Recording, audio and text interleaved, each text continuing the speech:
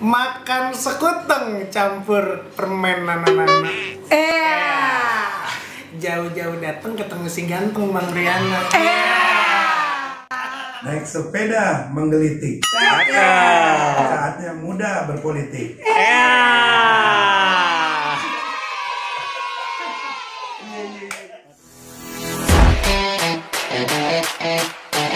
Hello Bray. Oke, Bray. Hello Bray.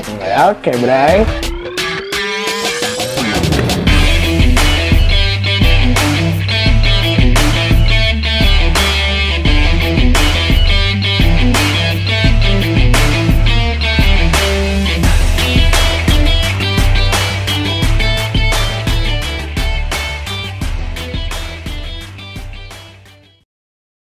Hello Bray, balik lagi sama gue Januari Nilman di Kobar Kongko Bareng. Apa kabar semuanya? Mudah-mudahan pada sehat semua ya. Dan ingat, sekarang lagi zaman olahraga nih, olahraga goes-goes. Jadi lo harus selalu sehat, jangan di rumah terus, nanti bisa nambah berat badan lo. Oke Bray? Bray, di episode kali ini, gue bakal ngobrol sama seorang anak muda yang gokil, inspiratif banget nih. Dia sekarang sudah jadi parlemen di DKI Jakarta. Dia ini anggota DPRD Provinsi DKI Jakarta. Umurnya baru 40 tahun. Beda dikit sama gue ya. Gue masih lebih muda sih maksudnya. 40 tahun dan ini udah periode kedua kalau nggak salah. Periode kedua. Sebelumnya dia sempat jadi ketua Komisi A DPRD tahun 2014-2019. Nih, dia udah politisi dan dia aktif juga di organisasi namanya Pemuda Pancamarga. Mau tahu siapa dia? Kita sambut Bray, Bang Riano P. Ahmadi. Halo Bray. Halo Bray.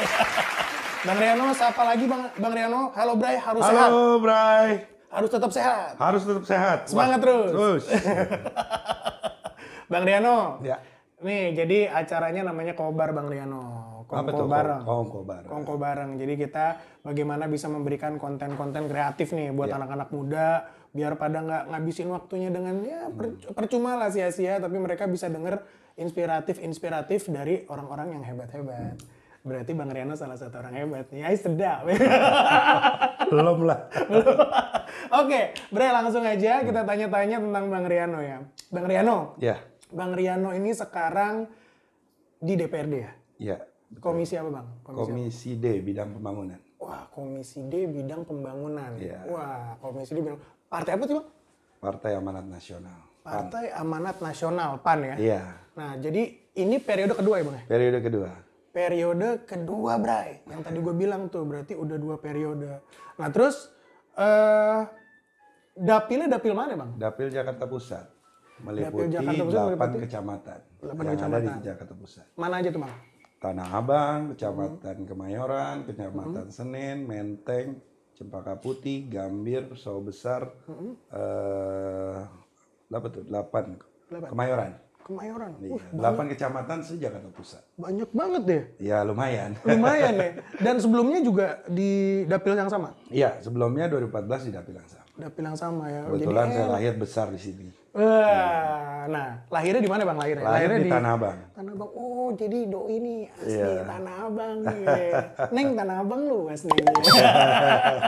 Wilayah maksudnya bukan Tanah Abang bukan. Nah, berarti Abang nih lahir besar di Tanah Abang. Iya, betul. Nah, dulu sempat memang kuliahnya ambil politik atau apa Bang? Ya, ada dulu ngambil jurusan hukum ya. Oh, ambil jurusan hukum. Tapi bukan hukum rimba, bukan. Bukan di hukum juga ya? Bukan. Jadi dia doi orang hukum nih, orang fakultas hukum. Kalau nggak salah kampusnya kampus yang gambar cumi itu ya? Ya, ikan lohan ya. Ikan lohan ya? Bener, yang di Grogol ya? Iya bener kan? Kira-kira gitu dah. Nah Bang, jadi anggota Dewan masih muda, apa rasanya? Ya, tantangan ya bagaimana masyarakat, warga masyarakat memberikan amanah. Tentunya amanahnya berat. Kan dikasih kepercayaan, disuruh mewakili rakyat yang udah milik kita. Tentu berat banget kan gitu, nggak semudah apa yang orang-orang lihat. Jadi orang taunya tuh cuman wah anggota dewan, apa kan banyak ya Bang image-image yang Wah, anggota ya. dewan mah nggak mikirin rakyatnya, cuma pas mau nyalek doang. Bener nggak sih Bang kayak gitu? Enggak seperti itu juga. Nggak seperti itu ya. Tugas kita sebagai anggota dewan yang pertama itu tadi mewakili, menyuarakan, memberikan apa-apa yang masyarakat daerah pemilihan kita perlukan. Tentunya tugasnya juga sangat berat. Jadi kalau yang dilihat tugas anggota dewan tuh enteng, enak itu saya pikir ini aja bukan yang sesungguhnya, tapi yang sesungguhnya sangat berat karena memikul aspirasi yang begitu banyak. Jadi memang aspirasi ini yang memang tidak dirasakan langsung saya misalnya bagi-bagi uang, enggak ya? Enggak. Tapi bagaimana program itu Iya. yang dilakukan oleh eksekutif atau pemerintah bisa pro ke masyarakat. Betul. Begitu. Jadi lebih ke programnya. Nah, Bray, ini sebenarnya konfirmasi ini mengkonfirmasi bahwa itu nggak bener yang kayak gitu-gitu. Orang kecewa dikit bilang anggota dewannya lupa, padahal mah nggak juga ya. Nggak. Banyak sekali. Karena kan anggota legislatif tuh tugasnya nyusun undang-undang ya Bang ya? Betul. Nyusun undang-undang, kedua pengawasan, Ya. ketiga Budgeting. budgeting. Betul. Budgeting keempat, Enggak, tiga tiga doang. Tiga doang. Itu buatan sendiri kalau 4. Nah terus Bang, kenapa sih Bang bisa akhirnya memilih jalan untuk gue jadi politisi aja deh, gue jadi anggota dewan aja. Apakah ada kesempatan? Emang dari dulu punya cita-cita jadi anggota dewan atau jadi politisi atau gimana? Saya sih nggak pernah bermimpi menjadi seorang politisi ya. Bahkan nggak pernah terlintas dalam cita-cita saya seperti itu. Ya seperti air mengalir aja. Jalan terus. Air mengalir. Saya aktif di organisasi, aktif di kegiatan sosial kemasyarakatan. Nah disitulah timbul giroh semangat bagaimana kita bisa memberikan advice kepada masyarakat yang lebih besar. Tentunya kan kita ingin memberikan apa yang masyarakat perlukan yang punya dampak lebih luas, gitu ya. Tentunya harus ikut dalam pembangunan, bisa menjadi seorang anggota legislatif. Jadi bisa memberikan advice lebih besar. Kalau cuman sekedar masyarakat dan tidak duduk dalam unsur pemerintahan agak sulit membantunya. Tapi kalau ini bisa langsung memberikan advice masukan. Jadi perubahan itu dari dalam, bukan dari luar. Ya. Tetapi memang diperlukan juga ya, kayak misalnya orang yang melakukan ya demokrasi lah. Ya. Kayak misalnya dia menyuarakan pendapat untuk hal-hal yang lebih baik begitu. Tetapi sesungguhnya, Bray, Bang Riano ini berpikir bahwa yang namanya merubah sesuatu untuk pro ke masyarakat, dia harus terjun langsung di dalam sebuah sistem yang namanya parlemen. Betul. DPRD. Wah luar biasa. Padahal bebannya berat. Umur 40 kalau kita lihat teman kita lagi pada nyantai bisnis ya kan. Nah, beliau ini berarti dari jadi anggota dewan udah dari umur 30-an. Iya. 2 periode. 3 berapa? 3 Ya segitulah kurang lebih. umur 30-an udah akhirnya mengambil sebuah keputusan yang mengurusi orang banyak. Iya. Pengabdian. Luar biasa. Tepuk tangan dulu dong kita. Nah Bang Riano, Ya. kalau keseharian anggota dewan tuh ngapain aja sih Bang Riano? Banyak bre-bre nanya, wah Ya. enaknya jadi anggota dewan ya, apa aja sih? Gitu. Nah inilah kalau sementara yang kita lihat atau kita sajikan di televisi itu kan negatifnya aja kan. Padahal yang negatif juga nggak beberapa, dan yang melakukan hal-hal negatif itu kebetulan yang menjadi berita kan gitu. Sesungguhnya tugas anggota dewan itu yang pertama tadi udah kita sama-sama dengar, membuat undang-undang, membuat persetujuan bersama anggaran belanja dan melakukan pengawasan. Setiap hari kita berkantor menerima aduan masyarakat atau juga ada rapat-rapat, dan juga ada hal-hal membuat produk undang-undang yang sifatnya prioritas gitu. Prioritas ya, jadi memang tiap hari itu memang bener-bener buat ngurusin keluhan-keluhan masyarakat dan kondisi kota Jakarta gitu. Betul. Kan orang ngeliatnya gini Bang, wah anggota dewan setiap minggu jalan-jalan gitu. Itu bener nggak sih? Kayak Ya, misalnya nggak seperti kunker, itu. kan nggak gitu ya? Nggak seperti itu juga. Kalau kita kunker itu kan berarti ada sesuatu hal di mana tempat yang kita kunjungi itu kita ingin tahu mungkin dari segi pengelolaan keuangan atau dari segi pengelolaan tata kotanya ada yang baik. Itu yang kita ambil dan mungkin kita bisa terapkan di Jakarta gitu kan. Stuba maksudnya, studi banding. Studi banding kan gitu. Dan dalam melakukan tugas kunjungan kerja itu kita sudah ada aturan-aturannya. Tidak mungkin kita melakukan jalan-jalan atau Seenaknya image di luar negatifnya, program itu gitu ya. tidak. Nah pertanyaannya adalah, kan ini anggota DPRD DKI, Ya. harusnya kan sebagai percontohan di seluruh provinsi Barometer gitu ya. ya. Barometer Ya. di seluruh provinsi di Indonesia. Nah, tapi tetap aja masih ada yang perlu di studi bandingkan ke daerah lain. Iya. Berarti tidak semuanya Jakarta ini. Iya memang banyak sekali yang bertanya seperti itu. Kan Jakarta bisa menjadi pilot project untuk daerah-daerah lain, tapi kadang-kadang karena kita dianggap paling unggulan, tapi kadang-kadang ada hal-hal yang sifatnya teknis itu justru Jakarta nggak punya gitu. Gitu. Makanya kadang-kadang itu yang kita lakukan studi banding, kunjungan kerja, ingin melihat lebih langsung kan gitu. Seperti di Banyuwangi. Di Banyuwangi itu pengelolaan pariwisatanya saat ini baik. Lalu penataan untuk pendistribusian bansos yang lagi zaman COVID itu Yang bagus. sekarang nih? Iya. Oh, Bali itu luar biasa ya, Bro. Banyuwangi itu Provinsi Jawa Timur, Kabupaten Banyuwangi, itu bagus distribusinya iya. ya. Pendistribusiannya tentang bansos itu bagus. Jadi itu yang kadang-kadang melatar belakangi kenapa kita harus melakukan studi banding, kunjungan kerja. Tidak semata-mata kita mau jalan-jalan, capek juga kan jalan-jalan. Betul, kalau nggak ada tujuan jelas. mau jalan-jalan, mau piknik ya, nggak seperti itu berarti image-nya. Betul, image-nya. Oke, jadi Bray, anggota Dewan itu melakukan kunker itu benar-benar untuk melihat apa yang perlu diperbaiki di Jakarta nih. Karena mungkin yang tadi Bang Riano bilang bahwa saat ke Banyuwangi ternyata pendistribusian bansosnya terkelola dengan baik. Betul. Maka kenapa yang baik tidak kita coba pelajari dan itu bisa diterapkan di Jakarta. Begitu. Nah Bang, masuk ke COVID nih Bang. COVID gimana Bang aktivitas anggota Dewan? Aktivitas anggota Dewan tetap kita aktif karena kita sebagai bagian dari unsur pemerintahan, kita juga harus mengawasi bagaimana pemerintah daerah melakukan penanggulangan atau pencegahan atau terkait masalah bansos COVID ini. Terus kita aktif, bergantian bekerja, tidak juga harus ke kantor, tapi juga bisa turun langsung ke lapangan daerah-daerah mana yang zona hijau, zona merah, yang perlu penanganan langsung, ya kita action ke bawah. Jadi langsung turba ya, melihat kondisi yang sebenarnya. Nah, menurut Bang Riano, saat ini pemerintah DKI sudah optimal belum dalam mengatasi wabah COVID ini atau meminimalisir wabah ini di ibu kota kita nih, di Jakarta? Iya, tentunya apa yang dilakukan pemerintah DKI ini kan berkat kerjasama juga dengan semua stakeholder yang ada. Stakeholder yang ada. Ya tentunya kalau berbicara kurang pasti ada kekurangan, tapi apa yang sudah dilakukan oleh pemerintah DKI dalam langkah penanggulangan COVID ini saya rasa cukup baik.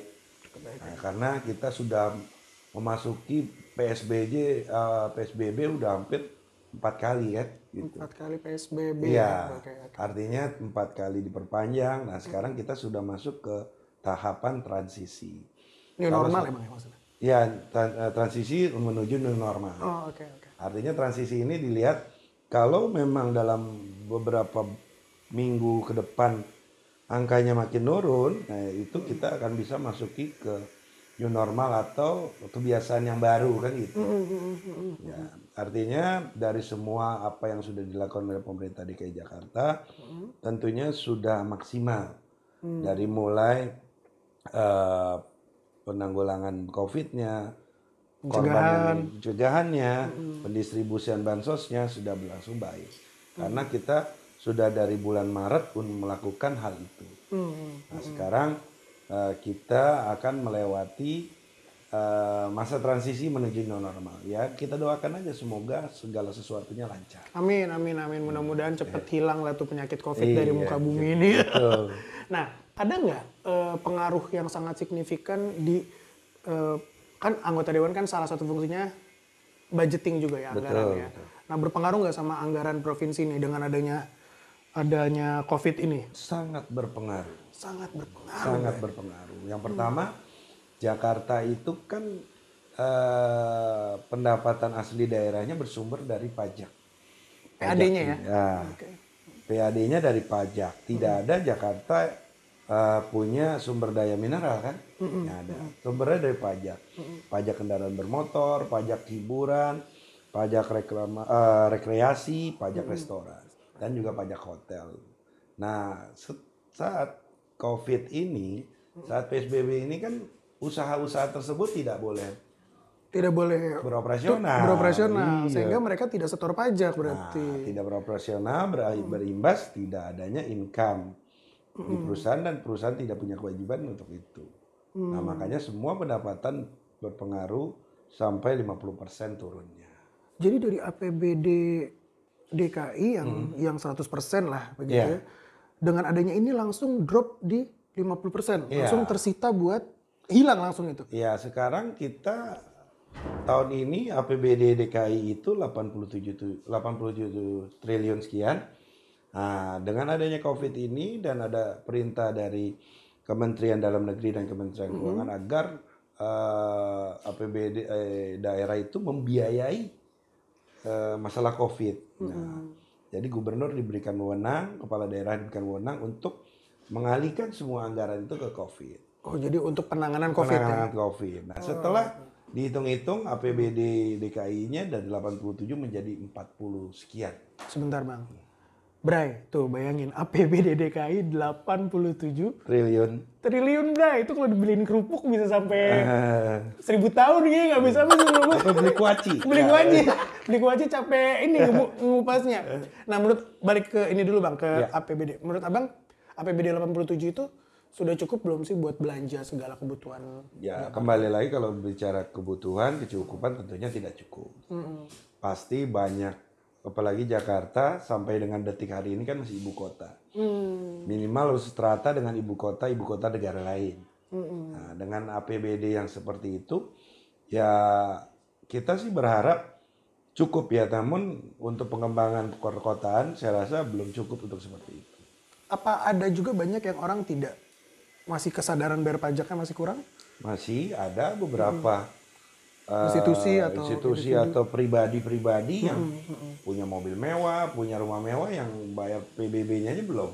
Belum bayar PBB. Itu makanya sekarang kalau di jalan-jalan tuh nemuin rumah ini belum bayar PBB, itu merupakan sanksi sosial yang diberikan. Oh, jadi sengaja ditempel tuh ya. Biar orang-orang pada tahu ini belum bayar pajak nih. Mau di restoran, mau di rumah atau mobilnya diberikan stiker seperti itu. Sampai di tempat parkir kalau nggak salah di tempat parkir. Itu merupakan sanksi yang kita berikan agar punya kesadaran lah bahwa dengan ada pajak ini kan untuk manfaatnya bagi orang banyak. Gitu. Bagi orang banyak Jangan gara-gara kita nggak bayar pajak nanti yang lain terganggu. Tuh, Bray, ingat ya bahwa negara kita atau khususnya ibu kota kita ini dibangun juga atas yang namanya pajak. Betul. Jadi kesadaran bayar pajak Bray-Bray ini juga harus dilaksanakan. Alhamdulillah kita mau bayar pajaknya rajin. Jadi nggak kena stiker ya? Nggak kena stiker.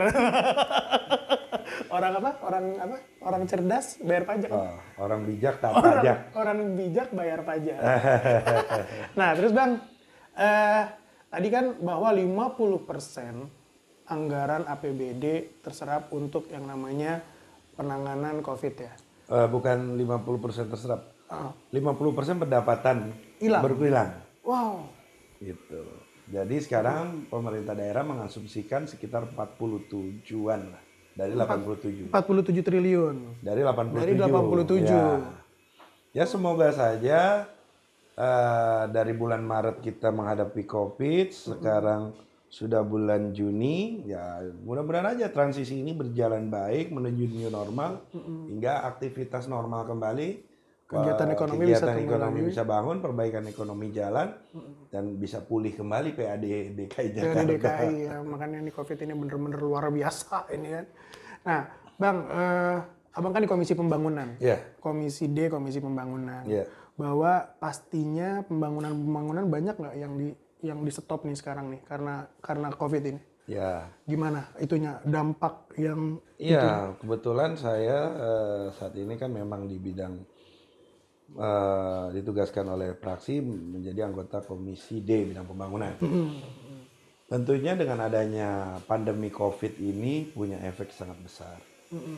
Bagaimana kita ingin melakukan penanggulangan banjir, membebaskan lahan untuk membuat resapan air atau pelebaran kali segala macam. Tapi ketika masa pandemi ini banyak pendapatan daerah yang tidak tercapai. Nah inilah yang membuat kita Dilema dong, berarti. betul. Kada rapat terakhir kemarin kita tahu kan ada banjir aerob, walaupun itu banjir bukan dari air hujan tapi pasang air laut. Air kan. pasang laut. Itu kan juga merupakan upaya-upaya yang harus kita lakukan atau hal-hal yang harus kita lakukan. Kita nggak sadar bentar lagi kita akan menghadapi musim hujan. Oh iya ya, sudah mulai masuk bulan September kalau nggak salah. September, Oktober. Nah, kemarin kita sudah berbicara dengan dinas-dinas terkait supaya oke, kita menghadapi masalah pandemi COVID, tapi jangan lupa sebentar lagi kita banjir. Akan menghadapi musim hujan. Jangan kita tidak punya persiapan.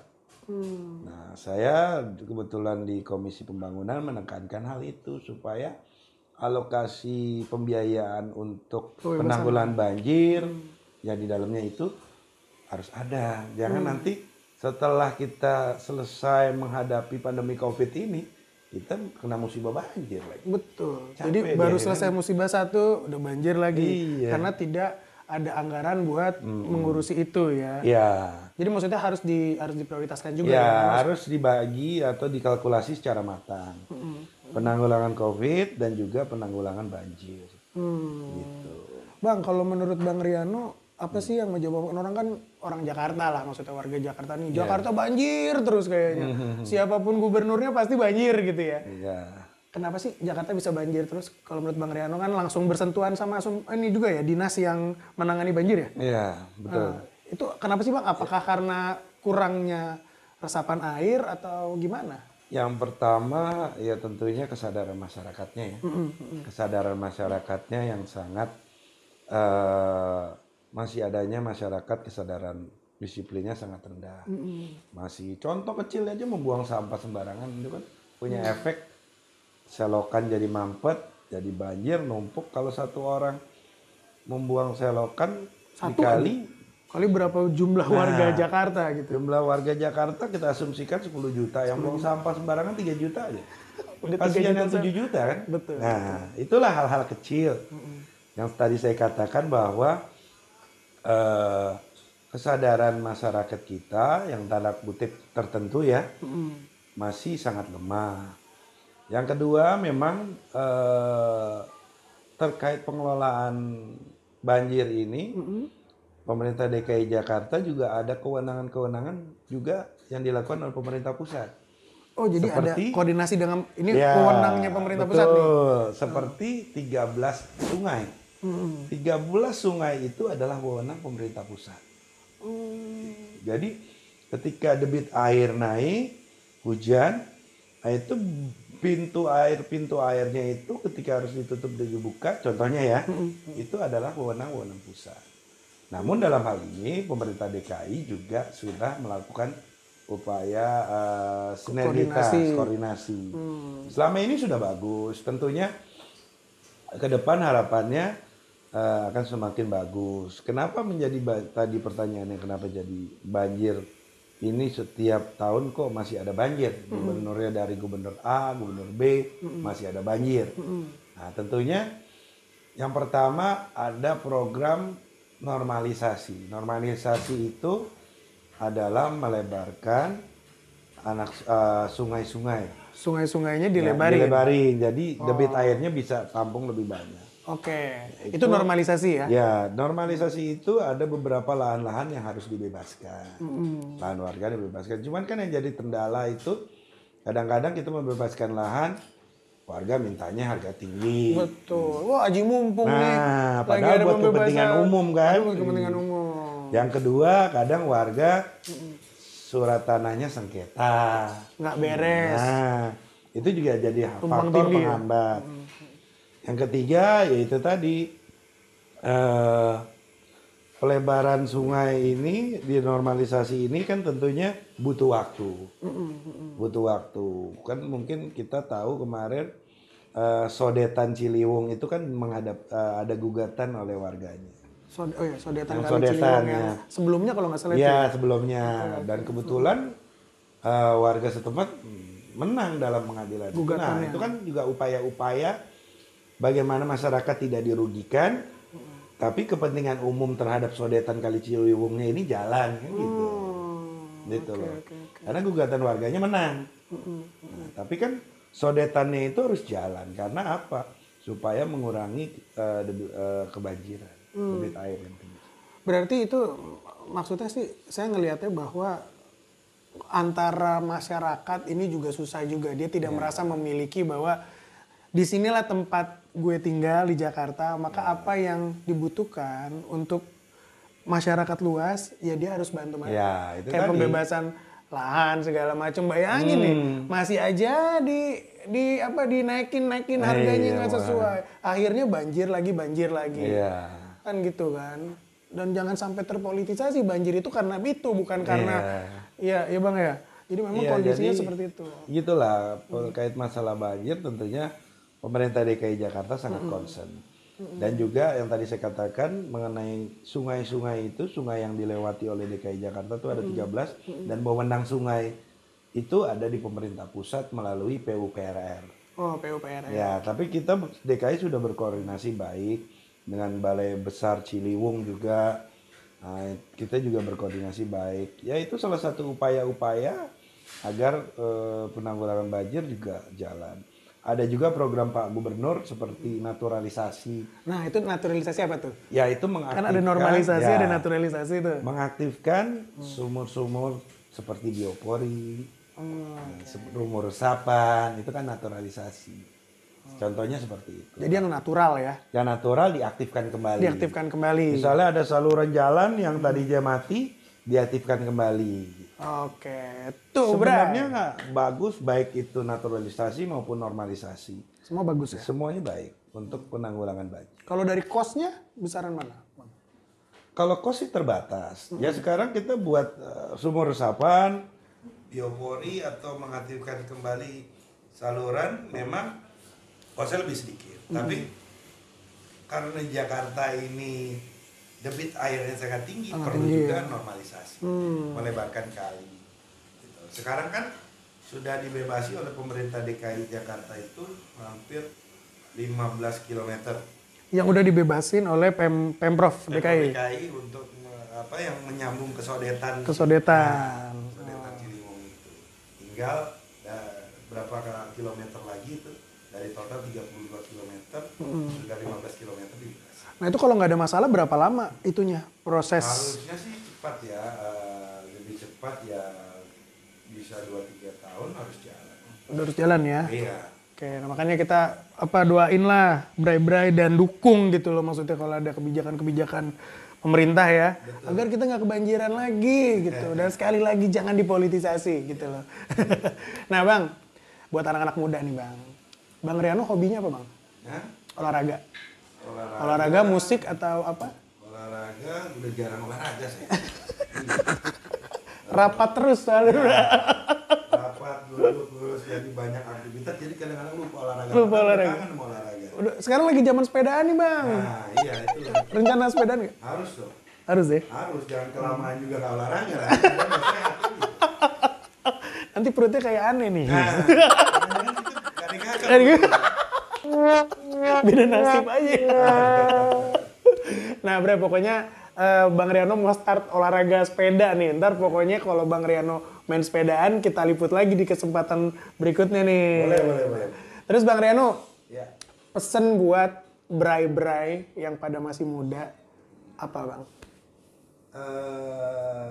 Buat anak-anak muda nih, buat teman-teman kita ya, buat Bray-Bray kita nih. Buat saya, partisipasi pemuda itu sangat penting. Muda itu jangan selalu mengasumsikan politik itu politik itu sebagai hal-hal yang tidak mengaksikan. Buktinya saya aktif di organisasi, aktif di kegiatan sosial, jadi mengetahui bahwa politik itu penting. Politik penting ya? Penting. Karena kan anak muda sekarang itu lihat politik udah tanda kutip negatif.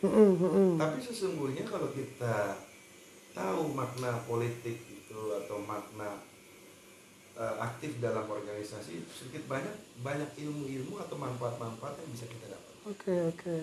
Jadi buat saya, buat para pemuda, bray-bray sekalian, Asik. kalian sama politik. Betul. Kita harus tahu dan kita harus mengetahui bahwa politik itu baik, yang tidak baik itu oknum-oknum. Nah, ini bener nih. Politiknya baik, yang tidak baik oknum-oknumnya. Kenapa? Jadi Oknumnya memanfaatkan kepentingan politik. kepentingan politik. Tapi kalau politik itu dijalankan dengan baik, hasilnya juga akan baik. Tergantung nawaitunya, Bray. Tergantung nawaitunya. Nah, bray-bray juga kan sekarang lagi zaman ini nih, Bang Riano, main-main online, segala macam, nggak apa-apa. Jadi mungkin ada mungkin partai-partai nanti akan ada kebijakan kekinian mungkin untuk bisa merangkul teman-teman ya. Teman-teman muda dari program-program kepartaian yang main bareng misalnya. Terus ada ada tutorial barista atau segala macam. Jadi mungkin buat bray-bray semua berpolitik lah, karena berpolitik itu menyenangkan. Bisa ketemu banyak orang, bisa ketemu sama Bang Riano nih, anggota DPRD nih. Nah jadi gitu. Bang Riano ada IG Bang Riano? IG ada. Boleh Bang Riano, IG-nya Bang Riano? IG saya Riano Ahmad. Riano P. Ahmad, sorry. Riano P. Ahmad. Riano P. Ahmad. Nanti gue sampein juga di deskripsi atau di bawah deskripsi. Tulis di bawah ini nih. Di bawah ini. Jangan lupa di follow ya. Yeah. Bilang nanti dapatnya dari acara YouTube channel Janwardi Nilman.